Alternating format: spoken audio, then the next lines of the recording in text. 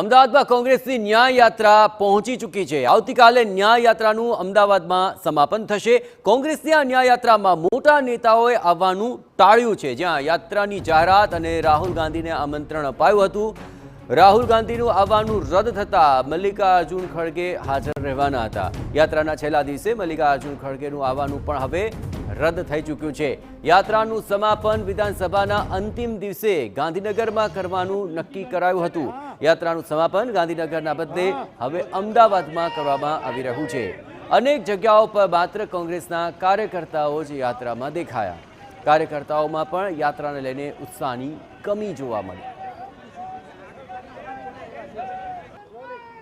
મોરબીથી શરૂ થયેલ કોંગ્રેસની ન્યાય યાત્રા આજે 13મા દિવસે અમદાવાદ પહોંચી છે। આપ જોઈ રહ્યા છો કે અમદાવાદમાં સરખેજથી આ યાત્રા અલગ અલગ વિસ્તારોમાં ફરતી આપને જોવા મળશે। અહીંયાથી સીધા જ કોંગ્રેસ કાર્યાલય, ત્યારબાદ બપોર બાદ સાબરમતી સ્થિત જે આશ્રમ છે, ગાંધી આશ્રમ, ત્યાં આ યાત્રા પહોંચશે ને ત્યાં પ્રાર્થના સભામાં પણ તમામ નેતાઓ જોડાશે। મહત્વનું છે કે જે વિવિધ ઘટનાઓ, ચાહે મોરબી હોય, તક્ષશિલા કાંડ હોય કે પછી રાજકોટનો ગેમ ઝોનનો કાંડ હોય, એ તમામ જે ઘટનાઓ મહત્વની બની હતી એના તમામ જે આરોપીઓ છે અથવા તો જે પીડિત પરિવારો છે એમને ન્યાય આપવાની માંગ સાથે આ યાત્રાની શરૂઆત થઈ હતી। અને અત્યારે હાલ આપ જોઈ રહ્યા છો કે કેવી રીતના યાત્રા આગળ વધતી અમદાવાદમાંથી નીકળતી આપને જોવા મળી રહી છે। નેતાઓ આપણી સાથે છે, એમની સાથે વાતચીત કરીએ કે તેઓ શું કહી રહ્યા છે। હિંમતસિંહ, આજે અમદાવાદમાં યાત્રા પહોંચી છે, માંગ હતી કે વિધાનસભામાં ચર્ચા થાય, જરૂરથી તમામ જે પીડિત પરિવારો છે એમને મળવા માટેનો પ્રયત્ન થયો, પરંતુ ગઈકાલે વિધાનસભામાં ચર્ચા બિલકુલ ના થઈ।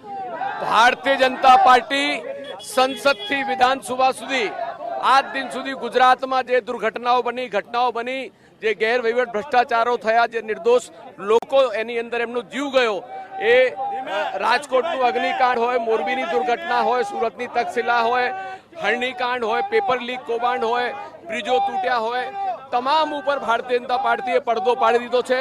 લોકોને ન્યાય નથી મળતો, ખેડૂતોને ન્યાય નથી મળતો, યુવાનોને રોજગાર નથી મળતું। એ મુદ્દે કોંગ્રેસ પાર્ટી છેલ્લા તાકાતથી લડશે, સંઘર્ષ કરશે અને લોકોને હક અને ન્યાય નહીં મળે ત્યાં સુધી કોંગ્રેસનો સંઘર્ષ ચાલુ રહેશે।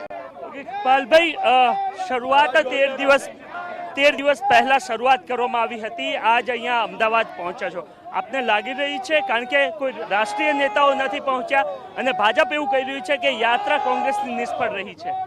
ભાજપનું કામ જ આ છે। જ્યારે યાત્રા ચાલુ થઈ ત્યારે એમણે કહ્યું હતું કે આ અરાજકતા ફેલાવવાની છે। હું TV 9ના માધ્યમથી ભાજપને કહેવા માંગુ છું, હર્ષ સંઘવી સાહેબને કહેવા માંગુ છું કે આ તમારા દરેક જગ્યાએ પોલીસ છે એ બોડી બોમ્બ કેમેરા સાથે હતા, તમે જોજો આમાં ક્યાંય અરાજકતા લાગી છે તમને? તિરંગાના માન સન્માન સાથે આવ્યા છીએ।